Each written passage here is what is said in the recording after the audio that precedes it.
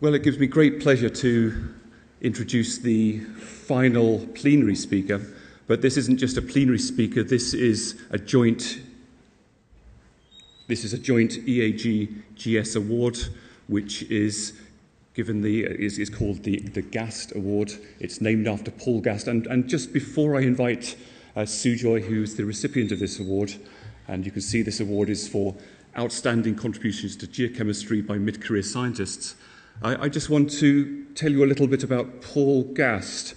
Paul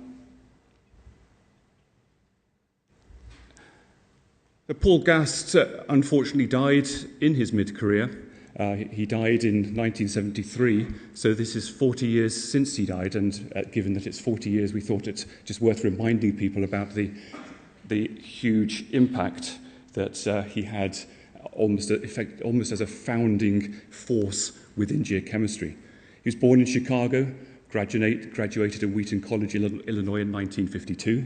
He did his PhD in Columbia University in 1957, lectured at the University of Minnesota until 1965, and then became a professor of geology at Columbia University. And thanks to Francis Albright for contacting Paul Gast's friends, family, and gathering some of the material that I've got to show to you today. This is a picture of Paul Gast with the lunar sample analysis planning team.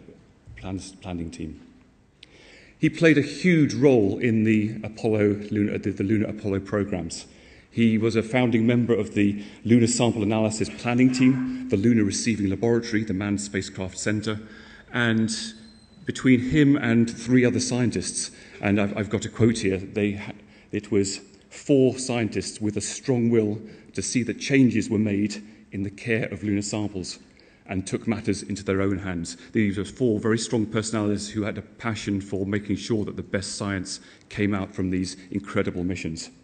I'm not sure if it was if it's a good thing or a bad thing, but they were called the 4 Horsemen, and they were Jerry Wasserberg, Bob Walker, Paul Gast, and James Arnold. But today only Jerry survives. This was a fantastic moment in both society, but also for science. This huge leap forward in gaining samples for the first time from another planetary body. Absolutely incredible. But he wasn't just somebody who was involved in the NASA program. He was a great scientist, and already in 1960 he had produced a paper in JGR showing that Earth's volatiles were depleted and completely unlike the meteorite samples that we had. And really, this paper was the beginning of the end for anybody that thought our Earth was just another big chondrite. It's again, fundamental observations that he put together, and this paper is one of the seminal papers that contributed to our field. In 1968, again, I'm only taking 2 examples of his work, a fundamental paper describing how depletion in the Earth's mantle was melting a mantle that was already depleted. And this is, again, a foundation for understanding the relationship between the crust system and the mantle system and the way in which our planet has evolved to see what it is. For his contributions, already by the age of 42, he had already been awarded in 1972 the GS's major award, major achievements in geochemistry or cosmochemistry. He was awarded the VM Goldschmidt Award, and I think when you see his career and understand the importance and foundation he's made to our geochemical community, you understand why we've awarded the Gast. We've named the Gast Lecturer after him. So it gives me great pleasure now to ask Sujoy to come and take the podium and give the Gast lecture.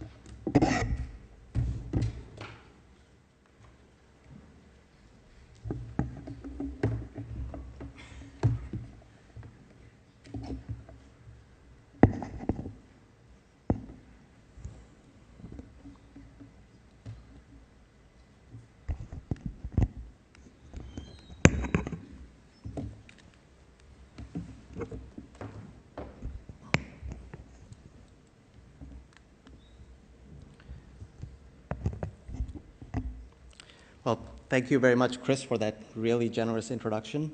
And thanks to everyone for coming to this talk on a Friday afternoon.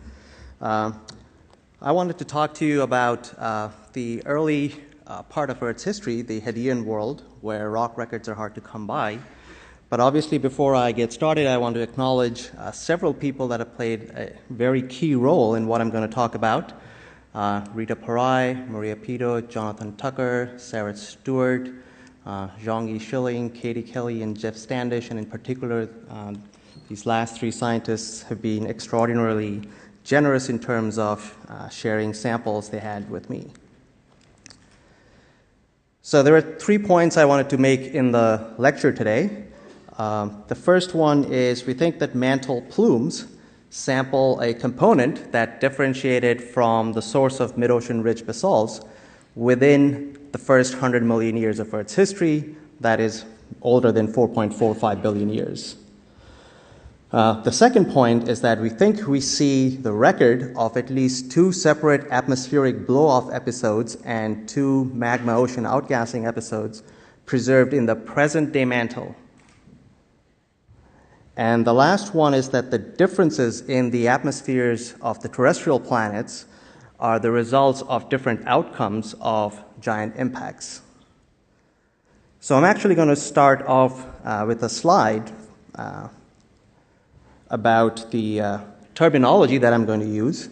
And all of you should be really, really grateful that I'm not going to talk about all of the isotopes that are on this particular slide. The isotopes that I'm going to talk about are in red. I'm going to mention some of these. So when I talk about primordial or non-radiogenic noble gases, I'm talking about isotopes that are not produced by radioactive decay. Examples are helium-3, neon-22, and xenon-130. Then there are radiogenic isotopes. The example today would be xenon-129, that's produced from radioactive decay of iodine-129. There are also isotopes produced by fission.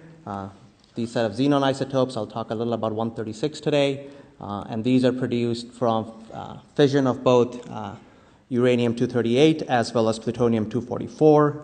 A couple more acronyms. MORB means mid-ocean ridge basalts. OIBs are ocean island basalts that are basically sampling the deepest parts of the mantle.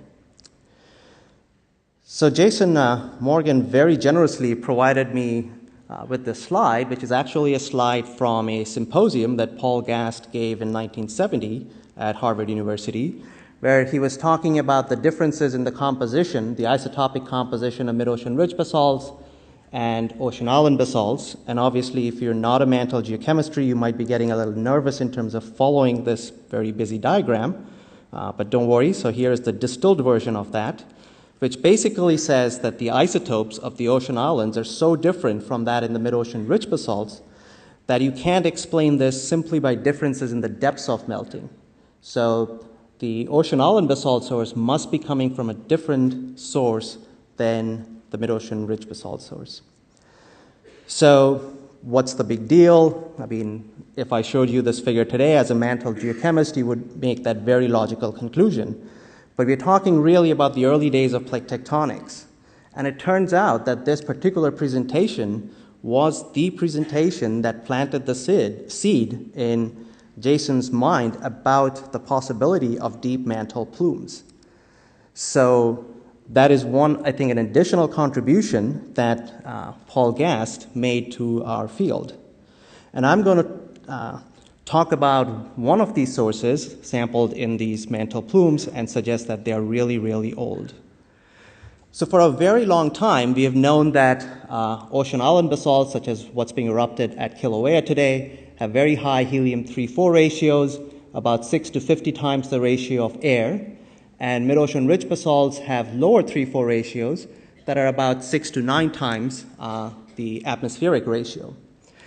And the fundamental question is what's driving these different compositions. And I'm not going to talk about the whole laundry list of models that have been put forth, but one can group these multiple models into sort of 2 broad categories. One that requires some kind of a layering in the mantle, and so that's what I'm calling these primitive explanation. And there are arguments as to what that layering is. Is it the whole lower mantle? Is it a small region of the lower mantle? And then these non-primitive explanations, where the differences in the helium isotope ratios between MORBs and OIBs can be explained by whole mantle convection. And so what I wanted to do today is to present some new data that would shed some light and allow us to choose between these two possibilities. So here's a figure that shows helium-3 to xenon-130. So these are primordial isotopes on the x-axis, not affected by radioactive decay. On the y-axis is xenon-129 to xenon-130. So this is produced from radioactive decay of iodine-129. The important point is iodine-129 has a half-life of 15.7 million years, which means that it becomes extinct at about 100 million years. So this particular isotope ratio only evolves for the first 100 million years of Earth's history. To a certain extent, this plot might look impressive. There are lots and lots of data points. But what you have to realize is that these are data points really from two different samples, because this particular ratio is not an easily determined ratio. So just to orient yourself, the atmospheric composition is here. These are compositions that we have found when we progressively crush a basalt sample from the Iceland plume. And the reason why we get these different compositions is because the bubbles get contaminated by different amounts of atmospheric xenon once these lavas are erupted onto the surface, or in the cases of mid-ocean ridge basalts, when they erupt under the seafloor. So basically, bubble compositions that plot down here have been pretty much overwhelmed by the atmospheric contaminant, and bubble compositions that plot here or up there have a much lower amount of atmospheric contaminant. The other important thing to keep in mind is that two-component mixing in this system is linear, because I have the same normalizing isotope. I'm not going to go into the details, but we have been able to show that the present-day source of this particular gas-rich basalt from the North Atlantic lies here, and the mantle source, after correcting for the shallow-level air contamination, lies here for the Iceland source. And we have now reproduced this Iceland composition from a second location in the northern Lau Basin, so that's these two papers. So I'm going to simplify this figure, and instead of showing the individual step crushes, just show you where the present-day mantle source compositions lie. So that's up here for the mid-ocean ridge basalt source, and that's here for the Iceland source. And the atmospheric composition lies there. So as I said, two-component mixing in this particular system is going to be linear. So for example, you could imagine that the whole mantle had this particular composition, and that the only way of changing this particular ratio in the mantle today would be by recycling air. And the reason is because you can't really produce xenon-129 anymore. So that means if the whole mantle composition lies here and you recycle air associated with subducted plates, the mantle source would move down in this direction.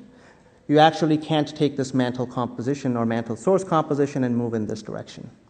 So the only way to move from this source to this source is by adding xenon-129, but you can't do that after the first 100 million years because iodine is extinct.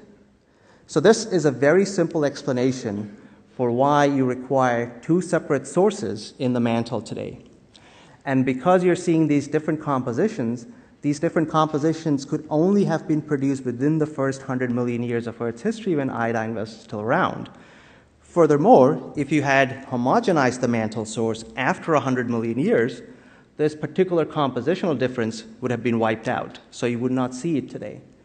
So what you are effectively inferring is that you had a very early differentiation event that has stored a very primitive source somewhere in the deep mantle that is now being sampled in plumes within the first 100 million years, and then subsequently the two sources could have mixed but not homogenized. Now you should not think that this is indeed the composition of this primitive source that is being sampled by this Iceland plume.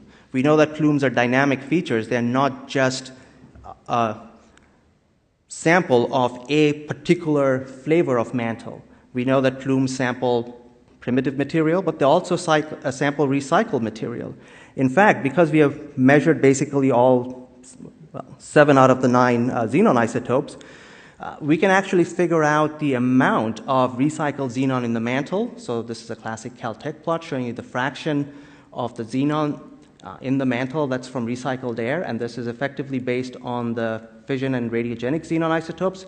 And what you see is that 80 to 90% of the xenon is from a recycled source.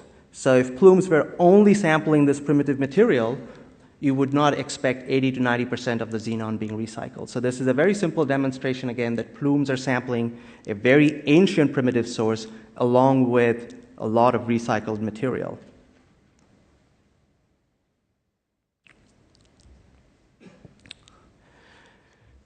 So in recent times, there has been a linkage between the location of hotspots, shown by these points here, with these features known as large low shear wave velocity provinces at the base of the mantle. So this is sort of a cross-section showing these LLSVPs, and the idea is that a lot of these plumes seem to be coming from the margins of these large low shear wave velocity provinces.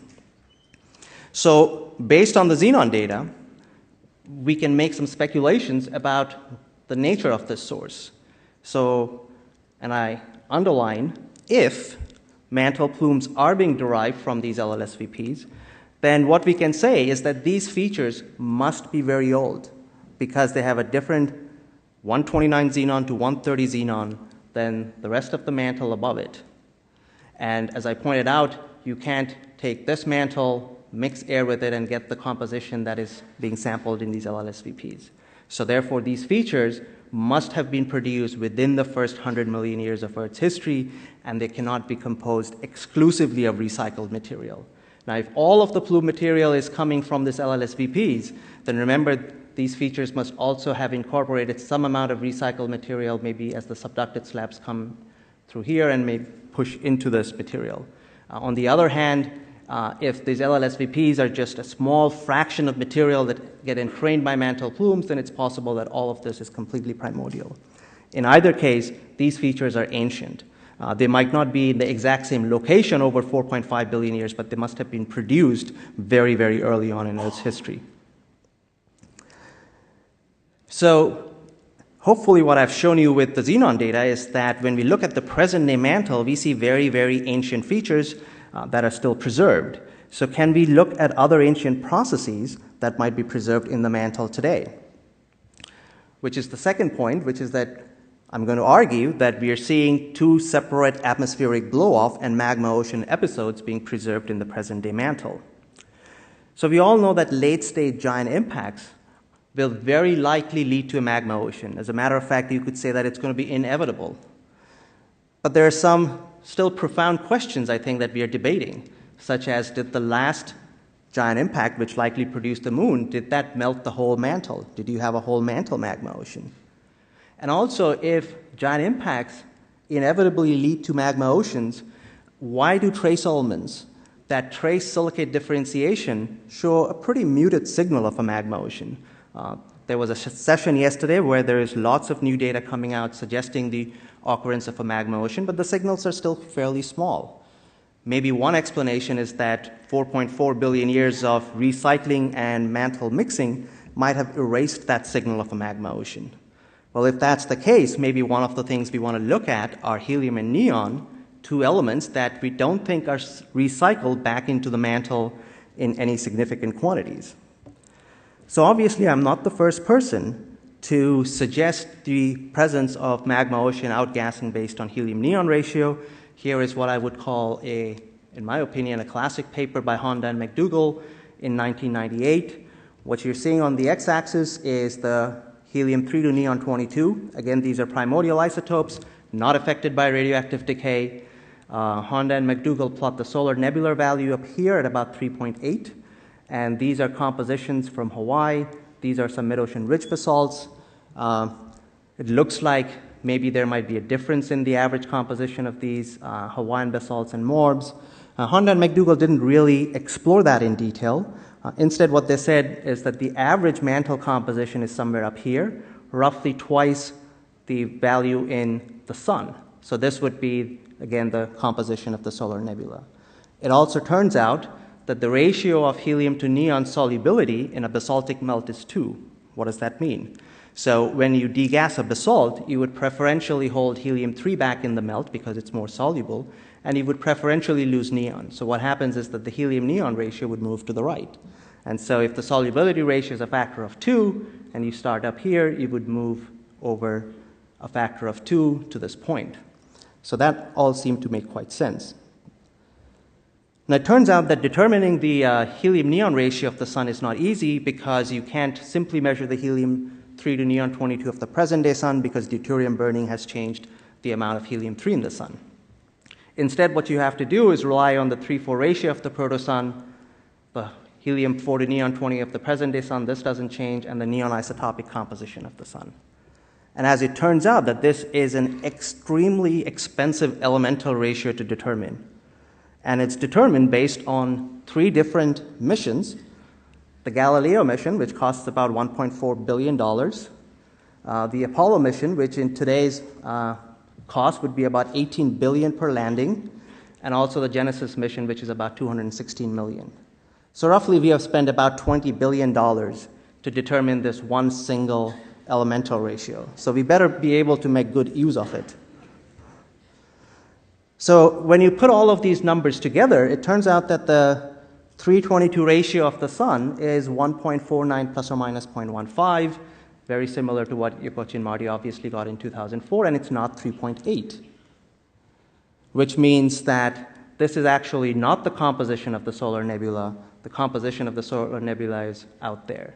So now this difference between the solar nebula and the average mantle is much higher. And so there are alternate interpretations of what might have increased this helium-neon ratio of our planet. Possibilities such as the extraction of helium and neon through partial melting by plate tectonic processes over Earth's history.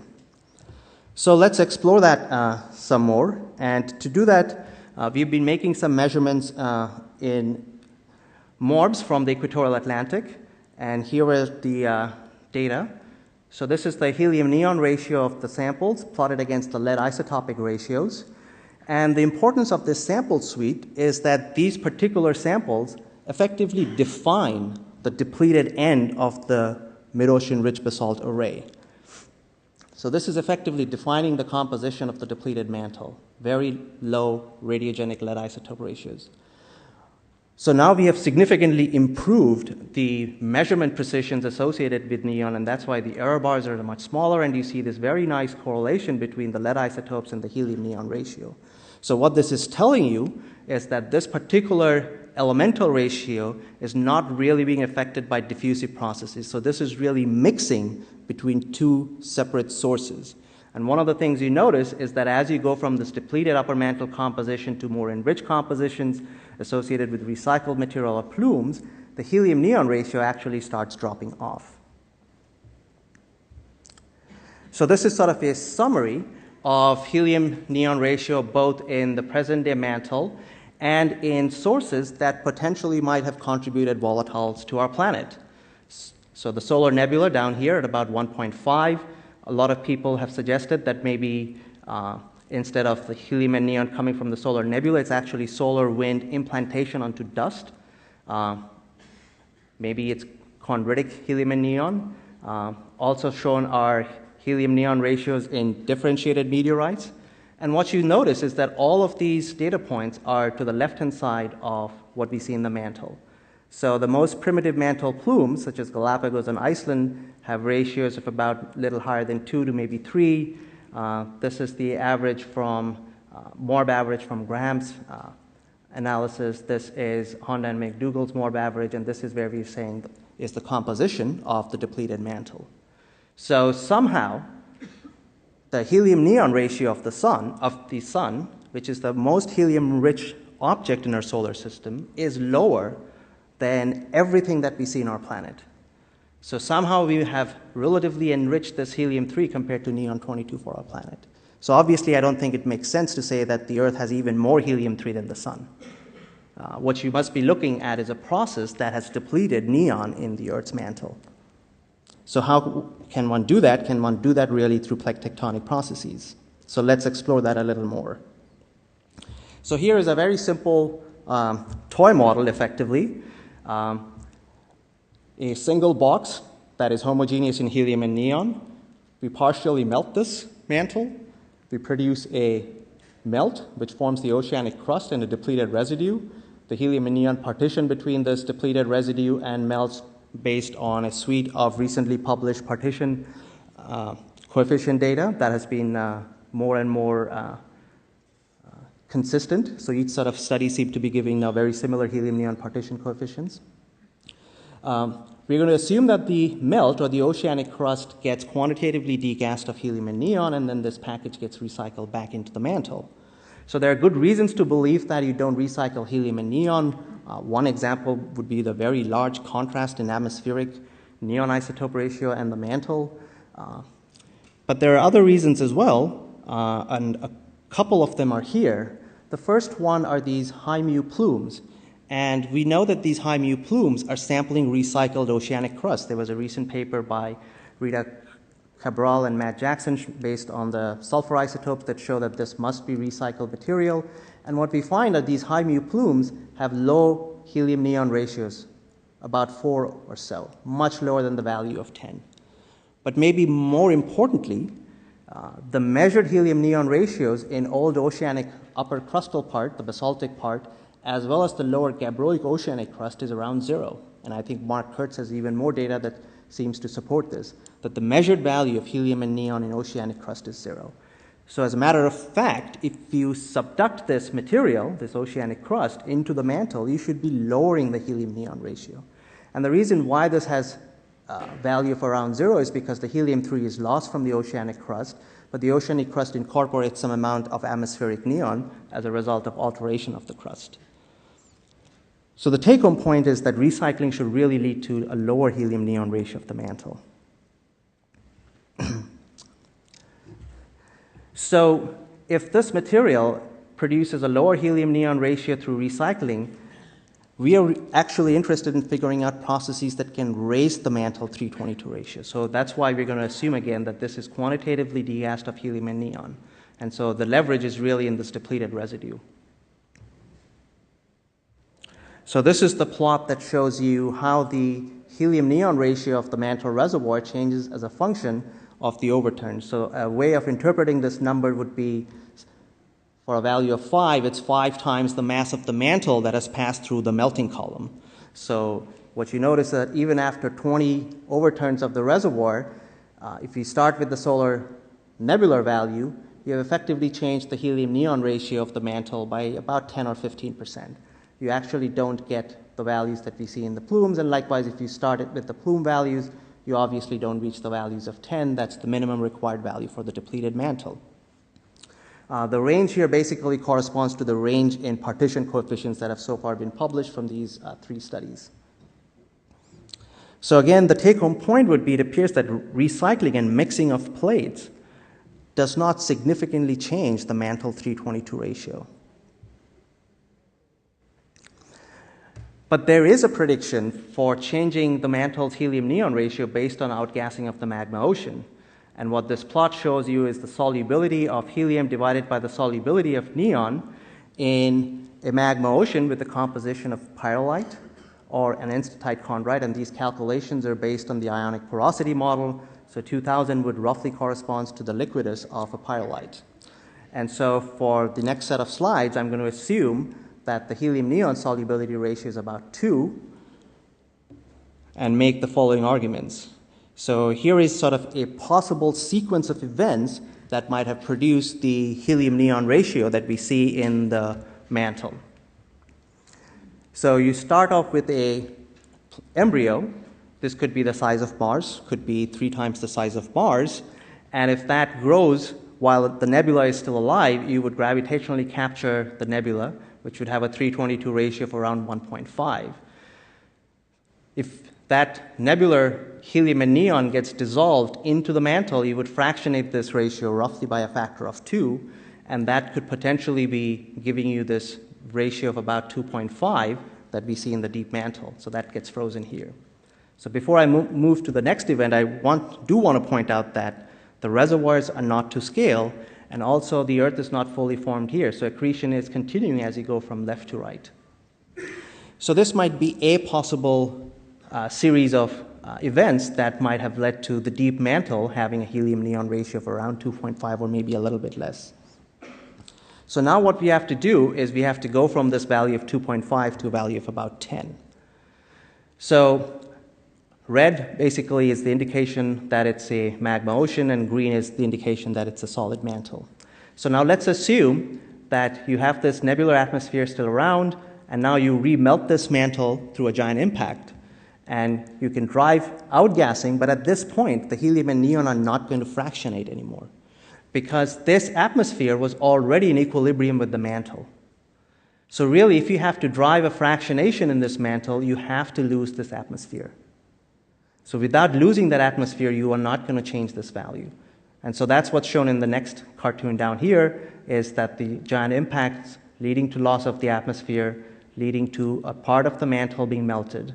And now this part of the mantle outgasses again, produces a secondary atmosphere with the residual magma ocean getting to a value of about 5. And so here is why you could not melt the whole mantle again, and that's because you somehow have to still preserve these very low helium-neon ratios that we are sampling in these mantle plumes today. But at this point, you're still not done. You still haven't gotten to values of about 10 that we see in the depleted mantle. So what you need is yet another giant impact. And again, to drive further fractionation of this ratio, you have to first lose the atmosphere.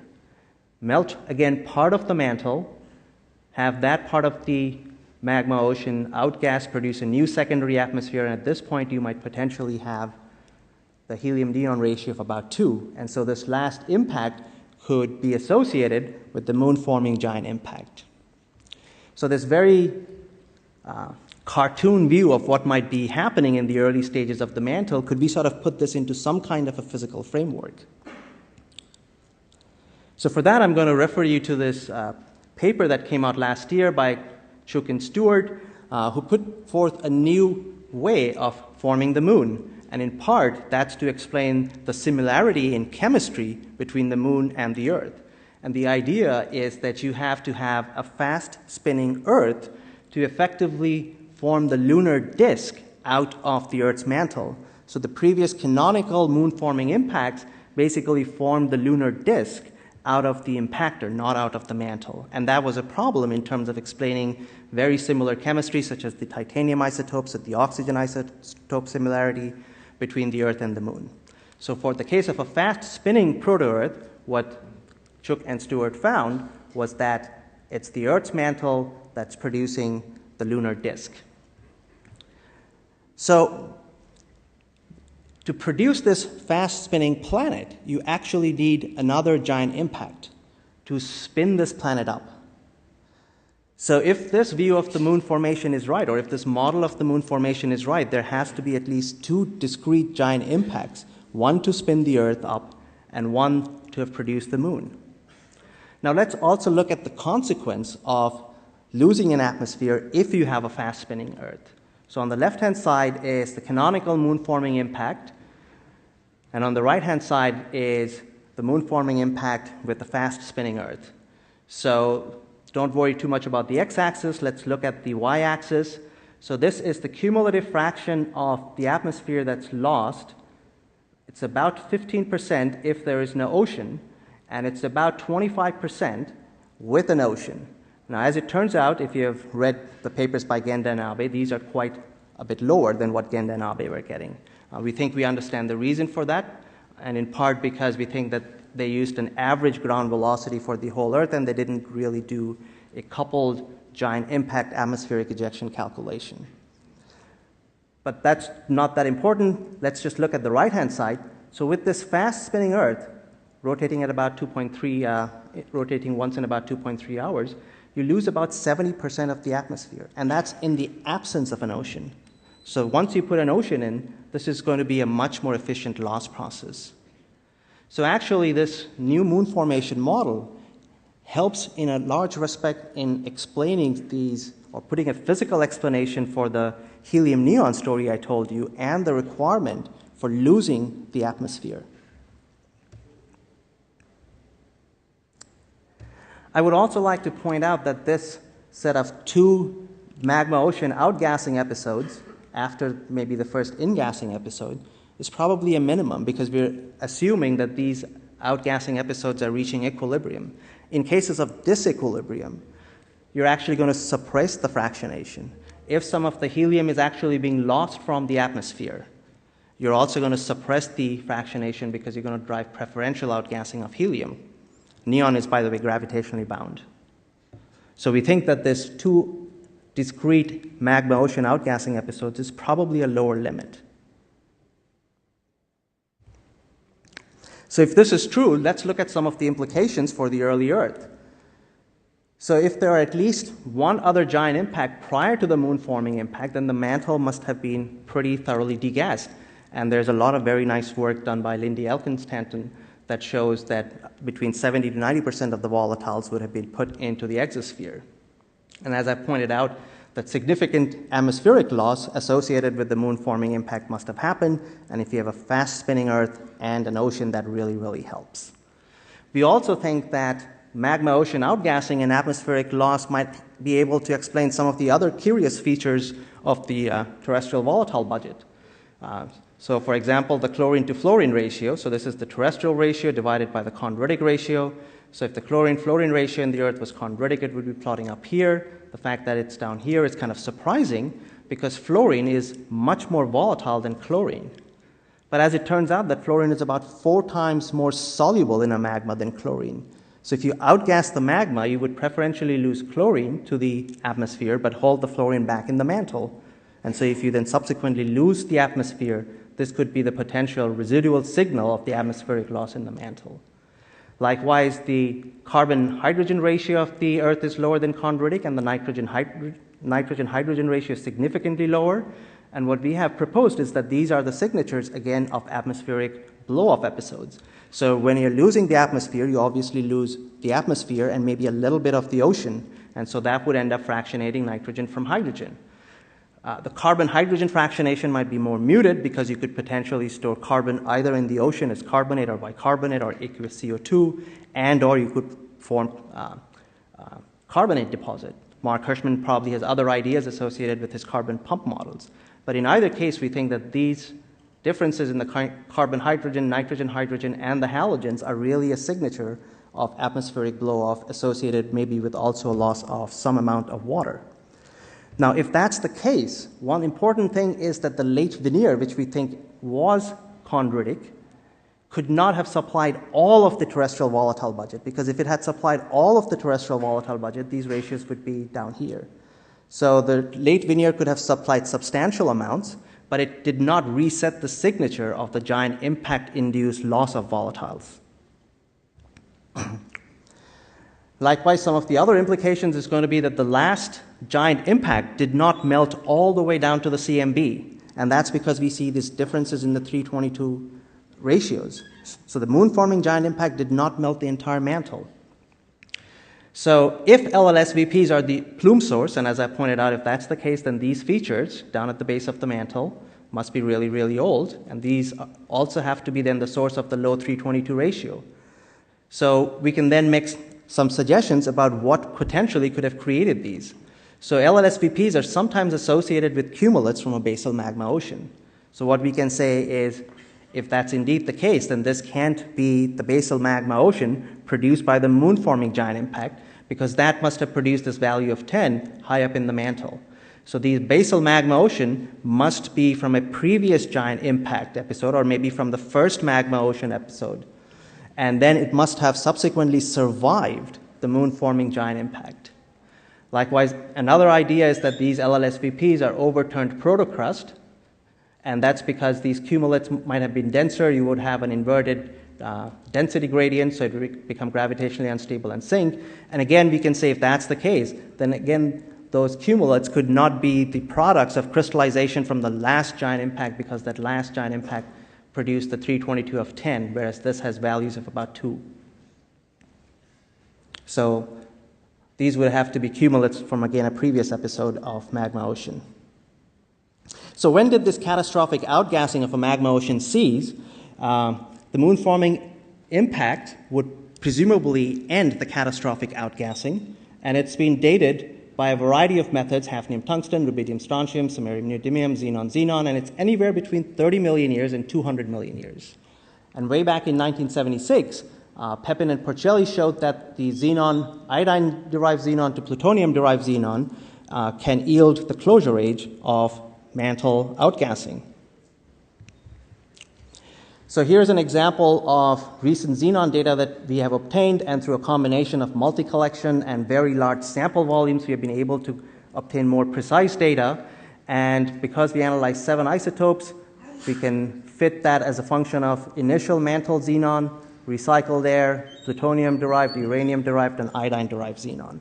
And then from this plutonium and iodine-derived xenon, we calculate a xenon, iodine to plutonium-derived xenon of somewhere between 12 and maybe up to 17 or 18, which then subsequently yields closure ages for us that's between 30 and 52 million years, which is kind of interesting because recently Bernard Marty determined that the atmospheric closure age was also about 50 million years. So the last catastrophic outgassing event, likely the moon-forming giant impact, has to be within this time window. So we would have a very hard time explaining a moon-forming giant impact at an age of 100 or 200 million years after the start of the solar system.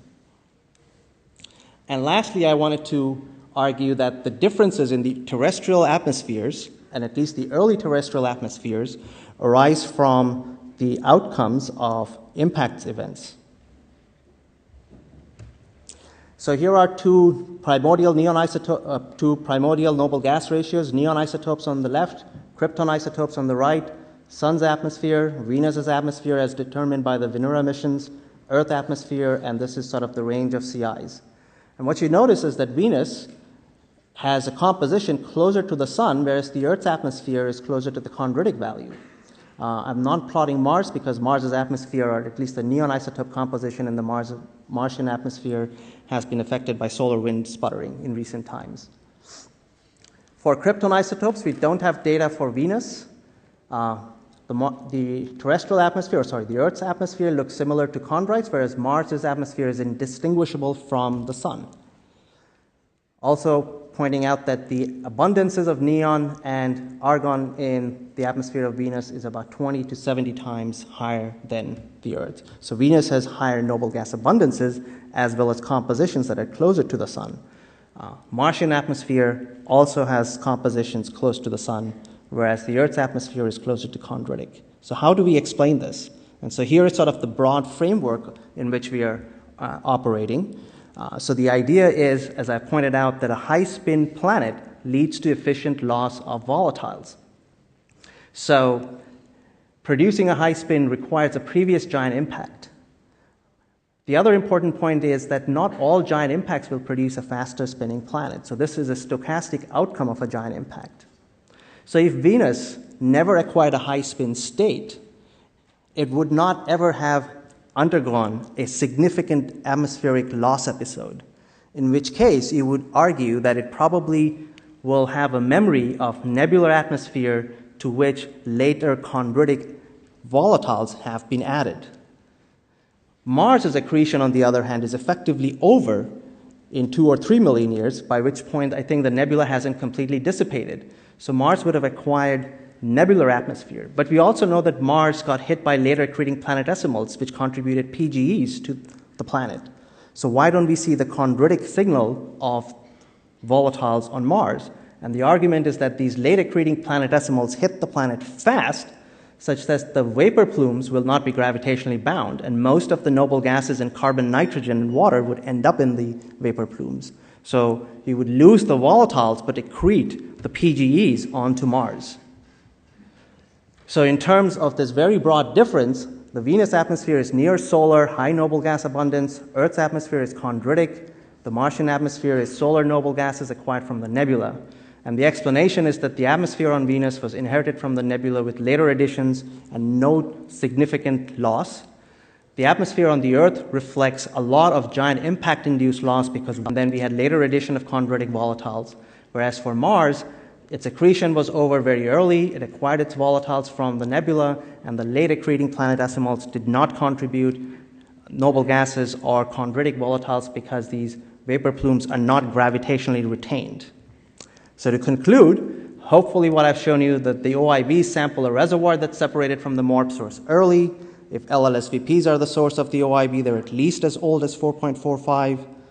The helium-neon ratio in the present-day mantle preserves 2 episodes of magma ocean outgassing and giant impacts. We think that the last giant impact happened in this time window of 30 to 50 million years, and the differences in the terrestrial atmospheres are the result of different outcomes of planetary impact events, by which I mean the history of the giant impacts, whether these impacts lead to faster spinning planet, and then the size of the planet is also of particular importance. So I really thank you for paying attention.